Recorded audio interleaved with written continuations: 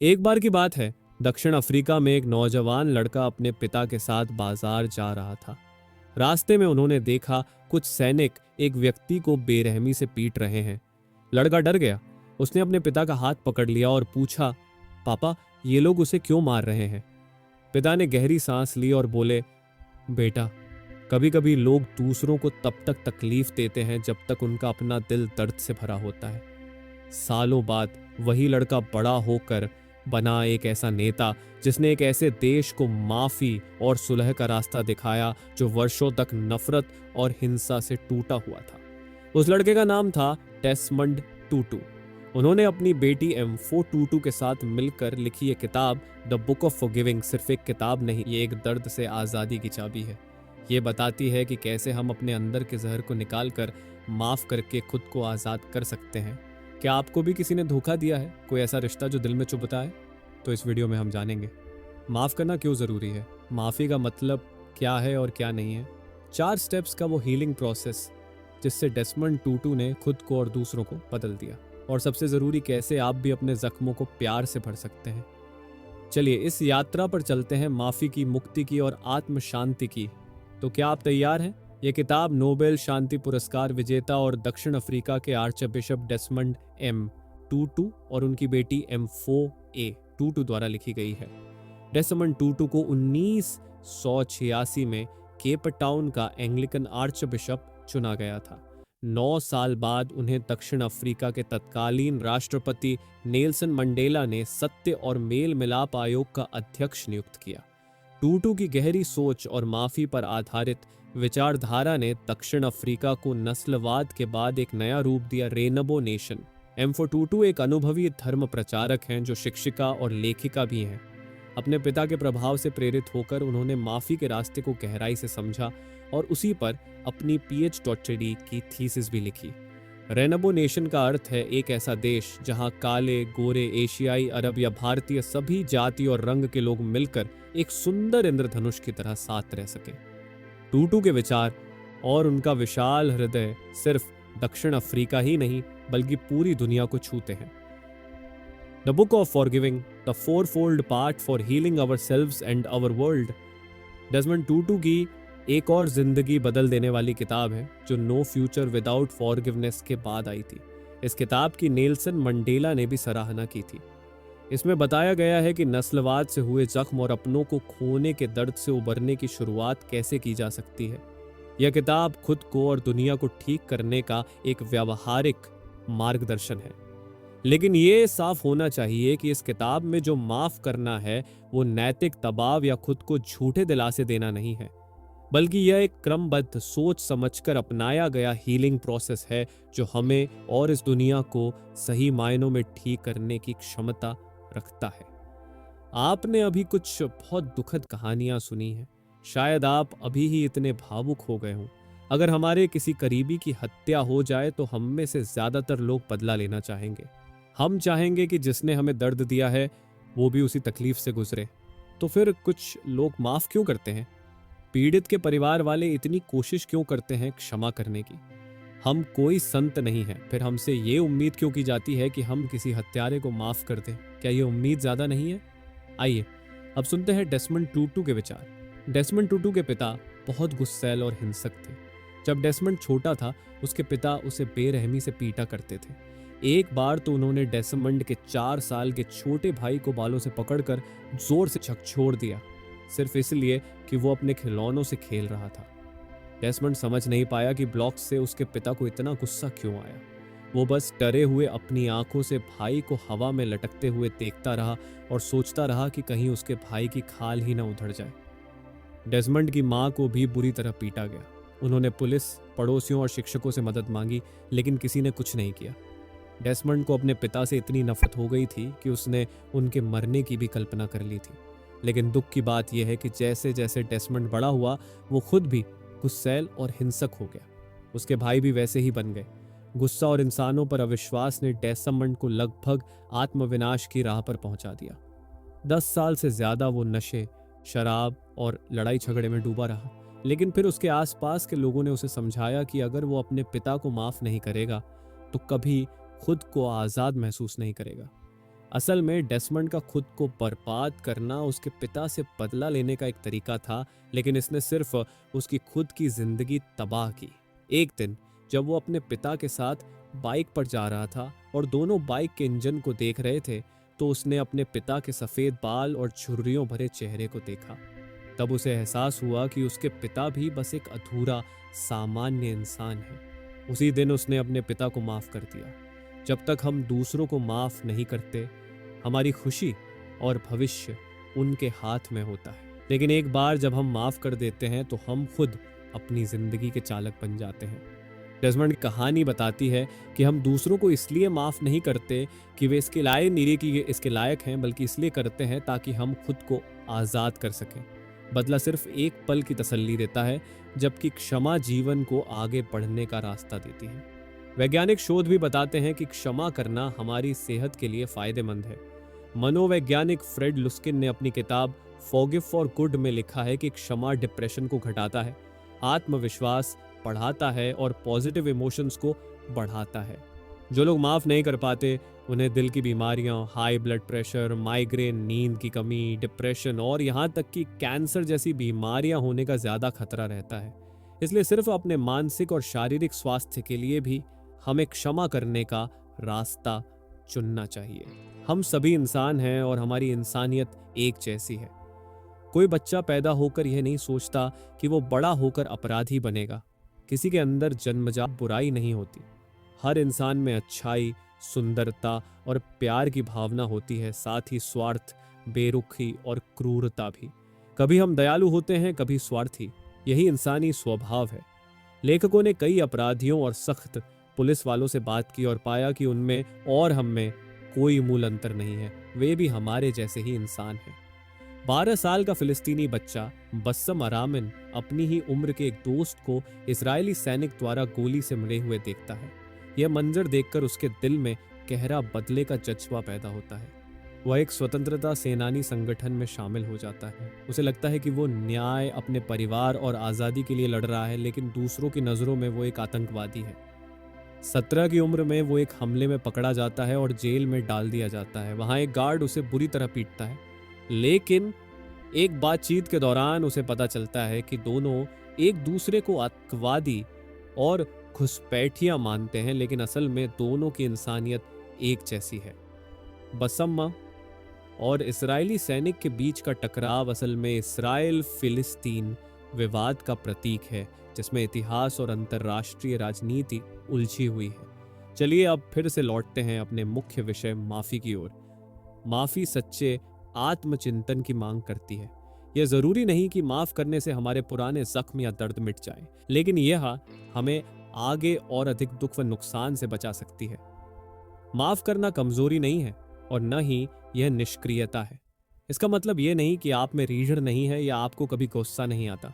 साथ ही माफी का यह मतलब भी नहीं होता कि हम न्याय को नजरअंदाज करें या सब कुछ भुला दें।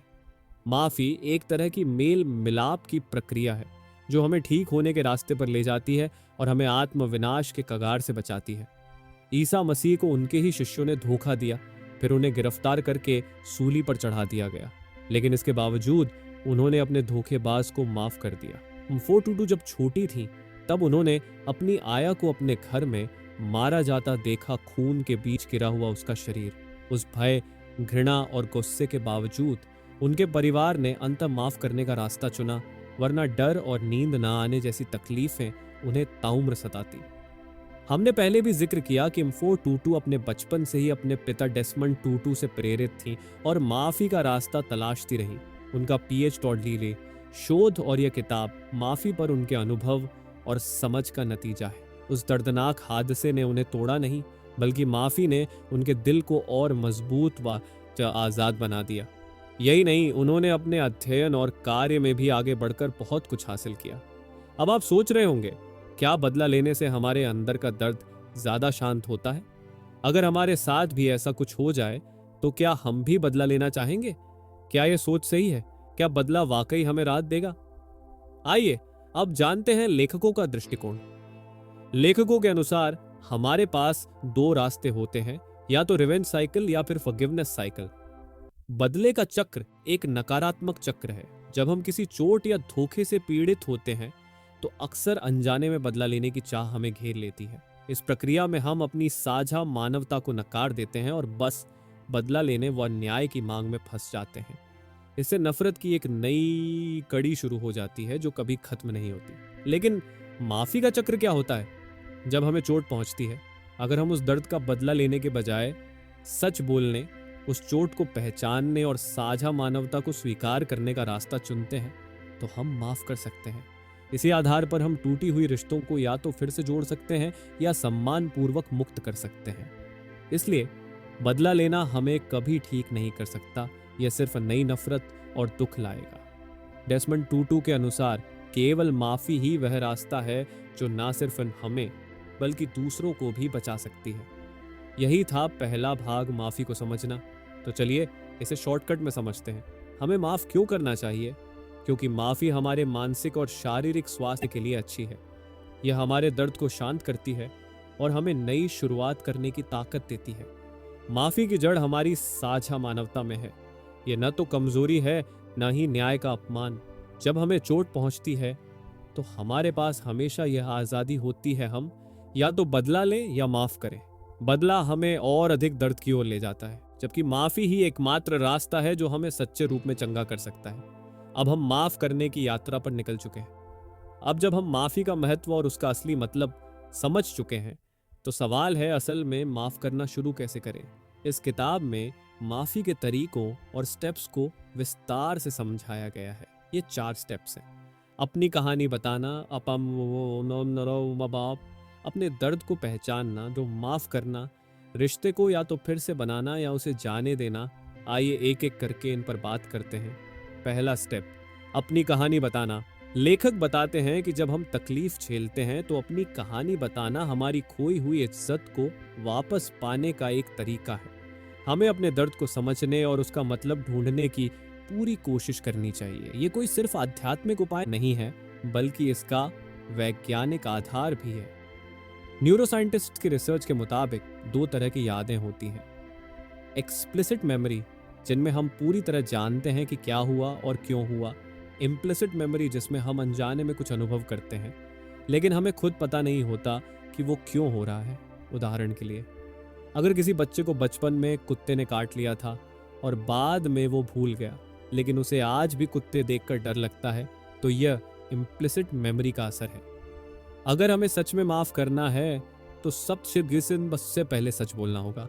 इससे हमें अपनी दब गई यादें फिर से याद आएंगी और हम पुराने जख्मों से ठीक होने की शुरुआत कर सकते हैं। एमोरी यूनिवर्सिटी के साइकोलॉजिस्ट मार्शल ड्यूक ने बच्चों पर एक स्टडी की थी। उन्होंने पाया कि जो बच्चे अपने परिवार की कहानियां, चाहे वो अच्छी हो या बुरी, जानते थे, वो जिंदगी की परेशानियों का सामना ज्यादा ताकत और समझदारी से कर पाते थे। 9-12 के बाद की गई फॉलोअप रिसर्च ने भी यही साबित किया। इसलिए जो भी माफी की राह पर चलना चाहता है, उसके लिए पहला कदम है अपनी कहानी बताना। आप फैक्ट्स से शुरू करें, कारण और नतीजे को समझें, लेकिन ध्यान रखें आपकी कहानी सुनने वाला कोई ऐसा इंसान हो जिस पर आप पूरा भरोसा कर सकें, जो आपको सेफ फील कराए। अगर आप चाहें तो ये कहानी उस इंसान को भी सुना सकते हैं जिसने आपको तकलीफ दी। हालांकि ये थोड़ा मुश्किल होगा, लेकिन माफी की प्रक्रिया में यह एक जरूरी कदम है। आप जिसे भी सुनाएं उसे आपकी बात पर सवाल उठाने या जज करने की कोशिश नहीं करनी चाहिए। ये कोई कोर्टरूम नहीं है। उसे एक सेफ स्पेस बनाना है, घटना को स्वीकारना है और आपके दर्द को महसूस करना है। इसके अलावा आप अपनी कहानी दूसरे तरीकों से भी बता सकते हैं, जैसे कोई स्पीच देना, लिखना या किसी वेबसाइट पर शेयर करना। दूसरा स्टेप, अपने दर्द को नाम देना। जब आपने अपनी यादों को फिर से जिया और शब्दों में ढाला, तो अब वक्त है कि आप उस गहरे दर्द को पहचानें और उसे नाम दें। सिर्फ घटनाएं बताना काफी नहीं, आपको यह भी स्वीकार करना होगा कि उन घटनाओं ने आपको कितना अंदर तक चोट पहुंचाई। अगर आप अपने दर्द को दबा लेते हैं और चुप रहते हैं, तो वह धीरे धीरे और ज्यादा नुकसानदेह और तकलीफदेह बनता जाता है। सालों की रिसर्च और तलाक के मामलों में देखा गया है कि ज्यादातर रिश्ते बिना कुछ कहे जमा हुई नाराजगियों की वजह से टूटते हैं। जो दर्द हम नजरअंदाज करते हैं वो एक फोड़े की तरह पड़ता जाता है और एक दिन फटकर सब कुछ बर्बाद कर देता है। उस मोड़ पर आकर हमारी सेहत, परिवार, नौकरी और आस्था सब कुछ प्रभावित होता है। बदला लेने से बस कुछ पल की राहत मिलती है, लेकिन उसके बाद भी इंसान अंदर ही अंदर एक पिंजरे में कैद रहता है। असली राहत तब मिलती है जब हम उस दर्द को पहचानते हैं जिसने हमें भीतर से तोड़ दिया है। इस दर्द को पहचानना किसी लंबे इंतजार का मोहताज नहीं है। हम कभी भी यह प्रक्रिया शुरू कर सकते हैं और चाहे तो इतनी जल्दी माफ कर सकते हैं कि हमें खुद भी इसका एहसास न हो। उदाहरण के लिए, लेखक की 2 साल की बेटी ने एक बार उनका पसंदीदा गुलदस्ता तोड़ दिया। वे चाहते तो गुस्से में आकर उसे मार सकते थे, लेकिन उन्होंने कहा, अरे नहीं, मुझे ये फूलदान बहुत पसंद था। ये मेरे सबसे अच्छे दोस्त का जन्मदिन गिफ्ट था। मुझे दुख हो रहा है। कोई बात नहीं, चलो बाहर चलकर खेलते हैं, हम इसे साफ कर देंगे। कुछ ही पलों में उन्होंने माफ करने के सारे स्टेप पूरे कर लिए और बेटी को दिल से माफ कर दिया। जब भी हमारे अंदर कोई अनकहा दर्द हो तो हमें अपने डर और भावनाओं के बारे में बात करनी चाहिए। किताब में क्लारा वॉल्श नाम की एक युवती का जिक्र है जिसकी बहन के साथ गैंगरेप हुआ और फिर एक हादसे में सबकी मौत हो गई। क्लारा सिर्फ 19 साल की थी और उसके मन में गुस्सा, सदमा और उलझन थी। किसी ने उसके दर्द पर बात नहीं की, जैसे उसकी बहन कभी थी ही नहीं।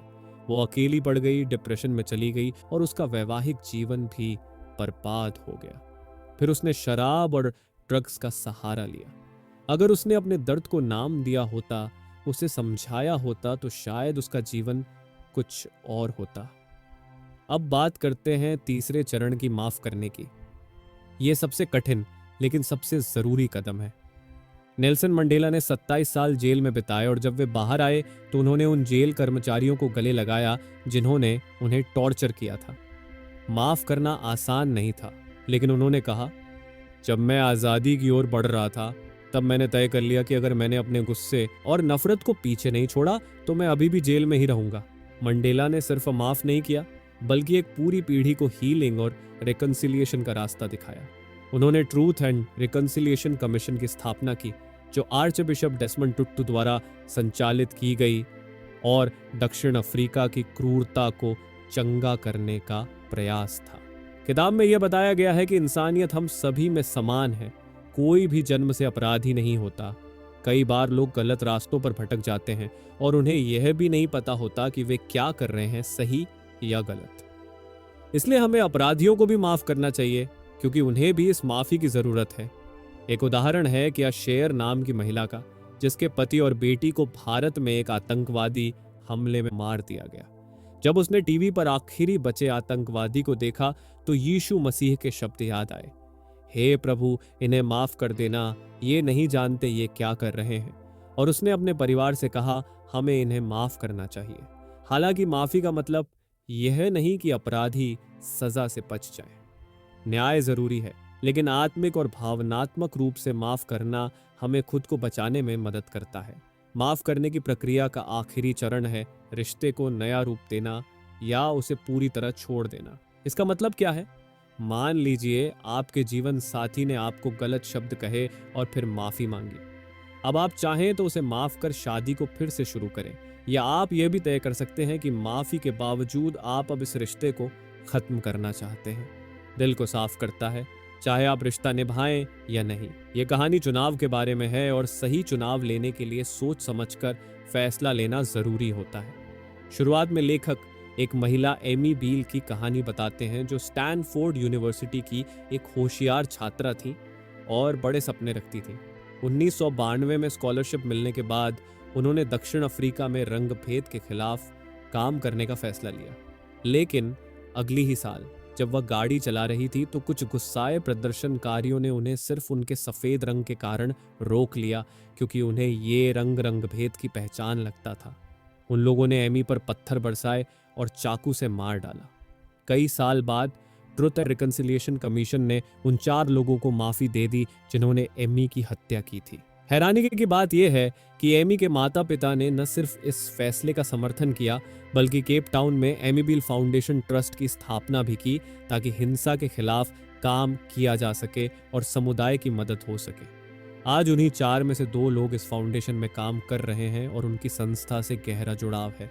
ये उदाहरण दिखाता है कि कैसे एमी के माता पिता ने क्षमा करके संबंध को फिर से बनाने का रास्ता चुना। बेशक किसी रिश्ते को फिर से जोड़ना या छोड़ देना आसान नहीं होता, लेकिन हर हाल में हम शांति की दिशा में अपना हिस्सा निभा सकते हैं। इसके लिए ज़रूरी है कि हम अपने अनुभवों को समझें और खुद को सिर्फ एक पीड़ित के रूप में ना देखें। हमें दूसरों की सहानुभूति, समझ और मदद लेनी चाहिए। हम चाहें तो माफ़ी या सफाई की मांग भी कर सकते हैं।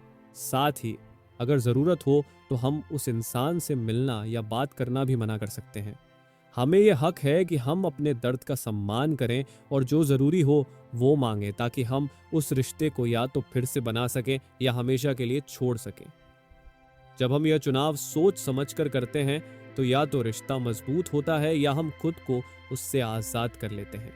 लेकिन इस सब में सावधानी ज़रूरी है, क्योंकि कभी कभी हमारे फैसले से सामने वाले को और ज़्यादा छूट मिल सकती है, जिससे वो और लोगों को भी नुकसान पहुंचा सकते हैं। अब बात करते हैं फोरफोल्ड पाथ टू फॉरगिवनेस, यानी क्षमा का 4 चरणीय रास्ता की, जो इस भाग का सार है। चरण 1, कहानी बताना। अपना दर्द किसी भरोसेमंद व्यक्ति से साझा करें या उस व्यक्ति को पत्र लिखें जिसने आपको चोट पहुंचाई है। चरण 2, दर्द को पहचानना और स्वीकार करना। दर्द को पूरी तरह महसूस करें, उसे नाम दें और स्वीकार करें। किसी ऐसे इंसान की मदद लें जो आपकी भावनाओं को समझे और सुन सके। चरण 3, क्षमा देना। क्षमा करने से आप पीड़ित से विजेता बनते हैं। यह आपको अपना भविष्य खुद तय करने की ताकत देता है। जब आप अपराधी को भी इंसान समझकर देख पाते हैं, तभी सच्ची क्षमा संभव होती है। चरण 4, रिश्ते को दोबारा जोड़ना या छोड़ देना। आप सामने वाले से माफी या स्पष्टीकरण मांग सकते हैं, ताकि आप तय कर सकें कि इस रिश्ते को नया रूप देना है या हमेशा के लिए छोड़ देना है। इससे आप एक ऐसा भविष्य बना सकते हैं जो अतीत के बोझ से मुक्त हो। सब कुछ माफ किया जा सकता है। यह किताब का अंतिम और सबसे गहरा संदेश है। हर चीज को माफ किया जा सकता है, क्योंकि हम सभी इंसान हैं और इंसानों से गलती होना स्वाभाविक है। कभी कभी हम लापरवाह हो जाते हैं या क्रूर बन जाते हैं, लेकिन इसका मतलब यह नहीं कि हमारा व्यवहार अक्षम्य है या हम पूरी तरह बेकार हैं। माफी की जरूरत हर किसी को होती है, देने वाले को भी और पाने वाले को भी। माफ करने वाले और माफी मांगने वाले दोनों के लिए यह रास्ता कठिन होता है। माफ करने के लिए हमने पहले बताए गए 4 स्टेप्स अपनाए जा सकते हैं, लेकिन माफी मांगना उससे भी ज्यादा कठिन होता है, खासकर उनके लिए जिन्होंने दूसरों को दर्द दिया है। एक सच्ची घटना। 1996 की क्रिसमस ईव पर 17 साल के स्टेफान स्कोविट्ज़ी ने 3 और गोरे नस्लवादियों के साथ मिलकर एक ऐसी जगह पर बम रखे जहां काले लोग आते जाते थे। उनका मकसद था अधिक से अधिक लोगों को मारना। इन धमाकों में 67 लोग घायल हुए और 4 की जान चली गई, जिनमें 3 बच्चे थे। लेकिन बाद में कोट्सी को अपनी गलती का एहसास हुआ। एक ऐसा इंसान जिसे इंसानी जिंदगियों की परवाह नहीं थी, अब माफी मांगने की राह पर चल पड़ा। जेल में रहने के दौरान उसने माफी के 4 स्टेप्स अपनाए। उसने समझा कि माफी मांगना कोई हक नहीं होता, बल्कि ये तो एक अनुकंपा, ग्रेस होती है जो आत्मा को आज़ादी देती है। 2011 में रिकंसिलिएशन डे पर उसने पीड़ितों को एक पत्र लिखकर अपनी गलती मानी और माफी मांगी, और आखिरकार उसे माफ कर दिया गया। चौंकाने वाली बात यह थी कि कोट्सी को माफी की राह दिखाने वाला इंसान खुद यूजीन डे कॉक था, जो अपार्थाइड काल में हजारों लोगों की हत्या कर चुका था और मीडिया ने उसे प्राइम ईविल कहा था। सबक यह है, किसी भी वक्त अपनी गलती सुधारना शुरू किया जा सकता है, नहीं तो हम 2 जेलों में बंद रहेंगे, एक शरीर की जेल, दूसरी आत्मा की। माफी मांगने के 4 स्टेप्स। अपनी गलती को स्वीकार करें। जिसे आपने दुख पहुंचाया उसकी तकलीफ को समझें। पूरी ईमानदारी से माफी मांगे, बहाना न बनाएं। फैसला करें कि आप उस रिश्ते को फिर से निभाएंगे या उसे छोड़ देंगे। खुद को माफ करना भी जरूरी है। जैसे हम दूसरों को माफ करते हैं, वैसे ही खुद को माफ करना भी जरूरी होता है। दूसरों को माफ करना बाहरी शांति देता है और खुद को माफ करना भीतर की शांति। जिंदगी में कई चीजें काली या सफेद नहीं होती। हम कभी पीड़ित होते हैं तो कभी गलती करने वाले। इस उलझन में खुद को माफ करना सबसे मुश्किल होता है। केली कॉनर जब 17 साल की थी, उसने एक कार एक्सीडेंट में एक लड़की मार्गरेट की जान ले ली। ट्रैफिक नियमों का पालन करने के बावजूद उसने एक जिंदगी छीन ली। मार्गरेट के परिवार ने उसे माफ कर दिया था, लेकिन केली खुद को माफ नहीं कर पाई। वो खुद को एक राक्षस समझने लगी और दशकों तक अपराध बोध और शर्म में जीती रही। सच्चा सेल्फ फॉरगिवनेस क्या होता है? सच्चा सेल्फ फॉरगिवनेस तभी होता है जब इंसान खुलकर अपनी गलती माने और उसकी जिम्मेदारी ले, वरना यह सिर्फ दिखावटी माफी होगी जो अंदर ही अंदर और ज्यादा डिप्रेशन और ग्लानि बढ़ा देती है। खुद को माफ करने के स्टेप्स: अपने असली इमोशंस को पहचाने। क्या हम शर्मिंदा हैं? क्या हमें पछतावा है? इन भावनाओं से ईमानदारी से निपटें। खुद से झूठ न बोलें। जिसे आपने दुख पहुंचाया है उसके साथ सुलह की कोशिश करें।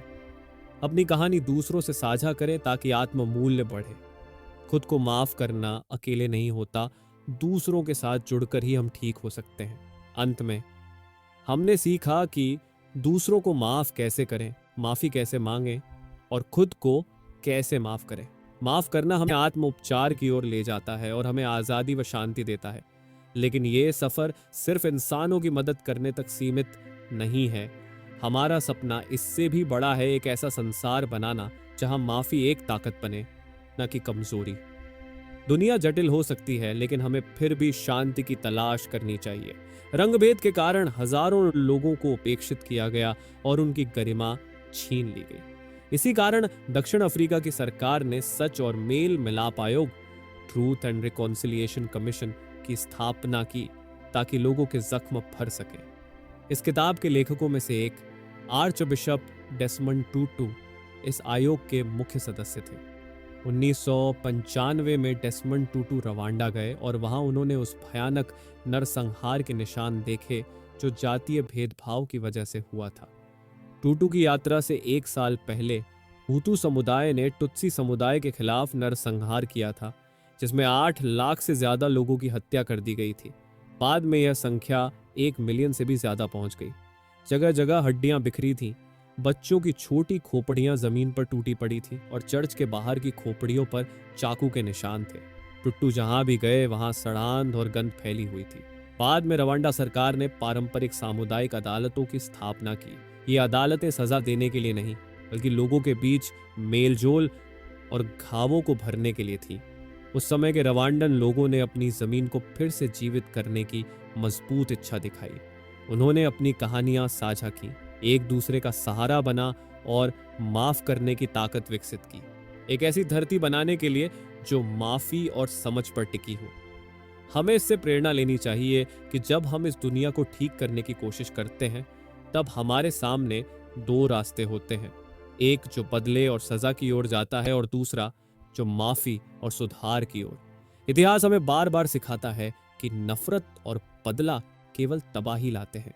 भले ही हम एक आदर्श दुनिया न बना सकें, लेकिन एक ऐसी दुनिया जरूर बना सकते हैं जो माफी की भावना से चलती हो। हमारा सबसे बड़ा सपना यही है कि हम उन सभी लोगों को जो दुखों से गुजरे हैं माफी के जरिए राहत दे सकें। तो कुल मिलाकर जो हमने इस बुक समरी में जाना है, पहला भाग माफी को समझना, हमने जाना कि माफ करना हमारे शारीरिक और मानसिक स्वास्थ्य के लिए फायदेमंद है। माफी हमें पीड़ित मानसिकता से बाहर निकालती है।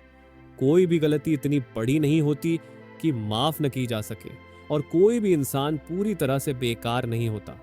माफ करना कमजोरी नहीं बल्कि समझदारी है, और यह न्याय का विरोध नहीं करता।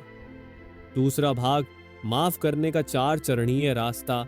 सबसे पहले हमें अपनी बात उन लोगों से साझा करनी चाहिए जिन पर हम भरोसा करते हैं। फिर हमें यह स्वीकार करना चाहिए कि हमें चोट पहुंची है, और इसके बाद माफ कर देना चाहिए। अंत में या तो उस रिश्ते को नया रूप दें या उसे छोड़ दें। इससे हम अंदर से आजाद हो जाते हैं।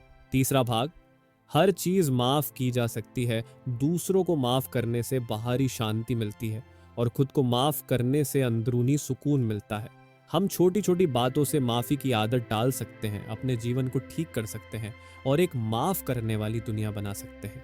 इसके अलावा द टैपिंग सॉल्यूशन नाम की एक और बुक भी है जो हमें अपने जख्मों से उबरने में मदद कर सकती है। इसमें कुछ प्रैक्टिकल तरीके दिए गए हैं जो दर्द से छुटकारा दिला सकते हैं।